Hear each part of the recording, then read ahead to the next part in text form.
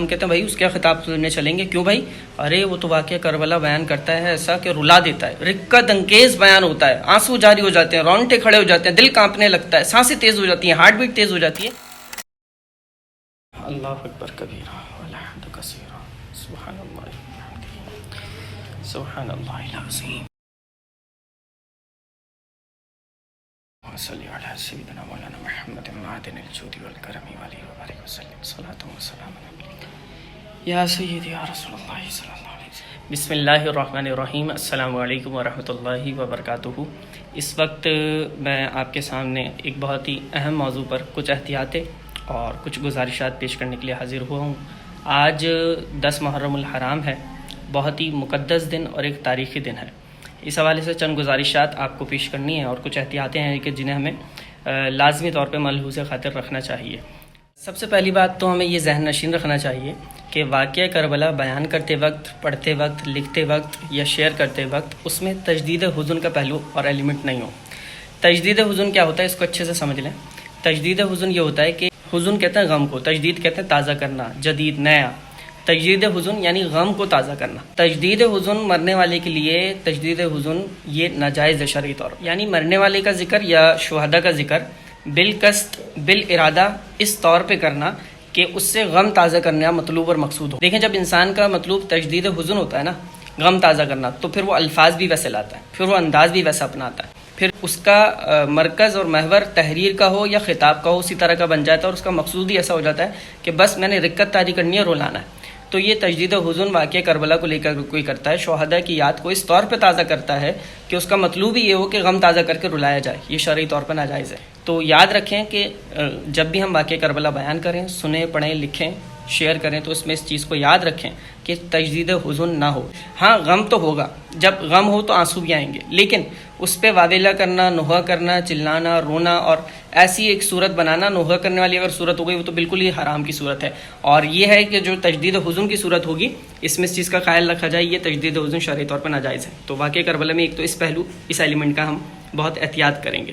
لیکن دوسری بات یہ ہے کہ دو باتوں کو سمجھیں، غم کا محسوس ہونا اور غم کا اظہار ہونا، دونوں ڈیفرنٹ سائڈ ہیں۔ غم کا محسوس ہونا یہ تو بہت ہی لازمی اور ضروری ہے، اس کے بغیر چارہ اور گزارا نہیں ہے۔ اس کے بارے میں تو اعلیٰ حضرت امام علیہ سنت فرماتے ہیں کہ جس کو اس واقعہ کربلا کا غم نہ ہو وہ اپنے اس غم نہ ہونے پر غم کرے، تو یہاں تک فرمایا۔ اس پہ تو ہم بالکل ایگری کرتے ہیں اور مانتے ہیں، اور ہم خود بھی یہ محسوس کرتے ہیں کہ یہ لازمی طور پہ ایک ایمانی طور پہ ایک حصہ ہے کہ واقعہ کربلا کا ہم غم محسوس کریں گے، لیکن اس کا اظہار کرنا اب یہ ناجائز ہے۔ اظہار کرنے کی شریعت نے ہمیں اجازت نہیں دی۔ سوگ منانے کی صورت ہے اگر، تو سوگ منانے کا شریعت نے کرائیٹیریا ہمیں بتا دیا ہے کہ عام اہل خانہ کے لیے 3 روز کا سوگ ہوگا، اور ایک بیوی کے اپنے شوہر کے لیے مرنے پر 4 مہینے 10 دن کا سوگ ہوگا۔ اس کے علاوہ سوگ منانے کی کوئی شریعت نے اجازت ہمیں نہیں دی ہے۔ اور یاد رکھیں واقعات کربلا جب سنیں گے، پڑھیں گے تو واقعہ کربلا اور اس دن کو لے کر دل میں غم کی کیفیت ضرور ہونی چاہیے، غم کو محسوس ضرور کرنا چاہیے، لیکن غم کا اظہار کرنے کی اجازت ہمیں شریعت نہیں دیتی۔ اچھا میں آپ کو ایک اور بات بتاؤں کہ بہت ہی خاص بات میں شیئر کر رہا ہوں آپ سے۔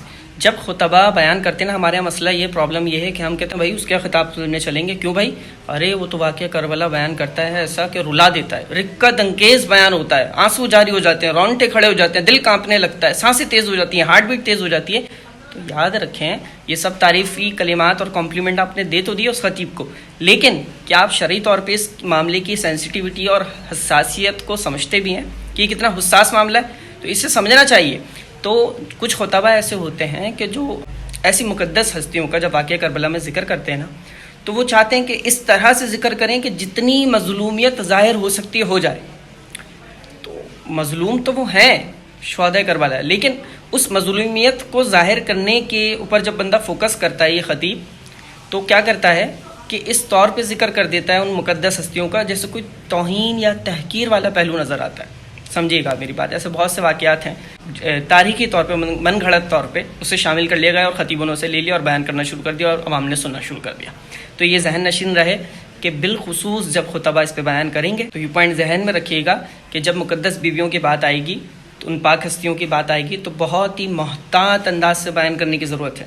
ان کا تذکرہ کرتے ہوئے 10 بار ہمیں سوچنا چاہیے کہ ہم کن لفظوں کا انتخاب کر رہے ہیں۔ وہ خطیبانہ انداز ہوتا ہے، جوش خطابت عروج پہ ہوتا ہے، تو پھر بیویوں کا بھی ذکر ایسے مظلومیت کے ساتھ کیا جاتا ہے کہ الٹیمیٹلی اس میں جو ہے وہ تحقیر اور عجیب ایک پہلو آ جاتا ہے نا، تو اس پہ بہت ہی محتاط ہونے کی ضرورت ہے، بہت ہی احتیاط کی ضرورت ہے۔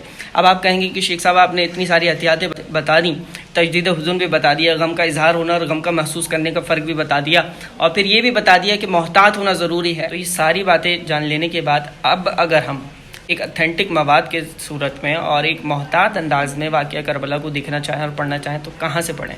تو اس کے لیے میں آپ کو ریکمینڈ کرتا ہوں 2 بکس اس وقت میرے سامنے موجود ہیں، اور اس پر یوں سمجھے کہ ہمارے علماء اہل سنت کا اعتماد ہے، عوامی سطح کی کتاب ہے، عوام کے لیے ہے۔ اگر عوام واقعہ کربلا کو اتھینٹک طور پہ بالکل اسٹڈی کرنا چاہتی ہے تو وہ ان 2 بک سے ضرور اسٹڈی کر سکتی ہے۔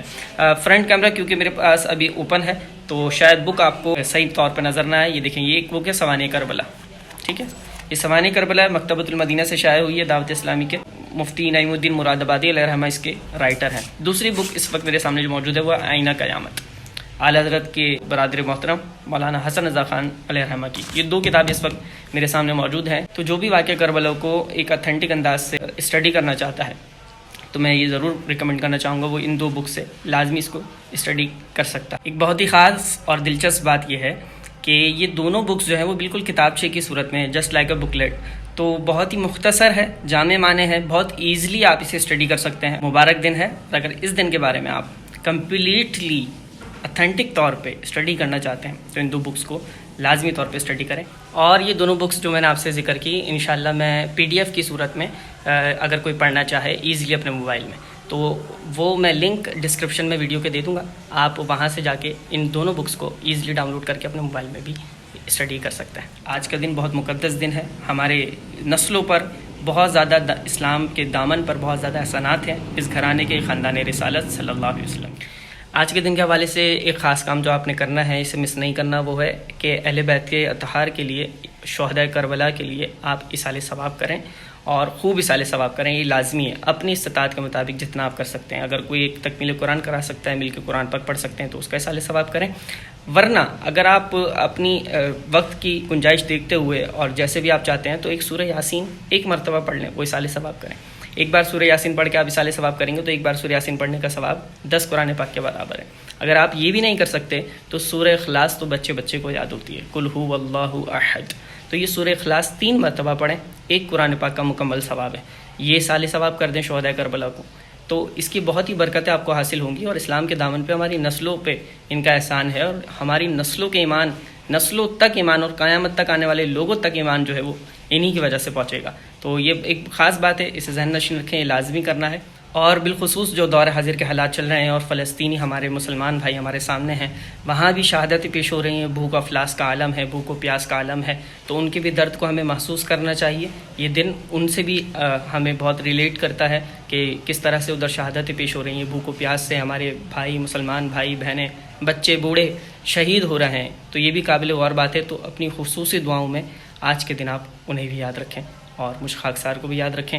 اللہ تعالی ہم سب کو حق و باطل میں فرق کرنے کی، پہچان کرنے کی توفیق عطا فرمائے، اور تا دم حیات، تا دم مرگ، آخری سانس تک، خون کے آخری قطرے بہہ جانے تک، آخری سانس کے جسم کے نکل جانے تک، ہماری روح کے نکل جانے تک ہمیں حسینیت والا کردار نبھانے کی توفیق عطا فرمائے۔ السلام علیکم ورحمۃ اللہ۔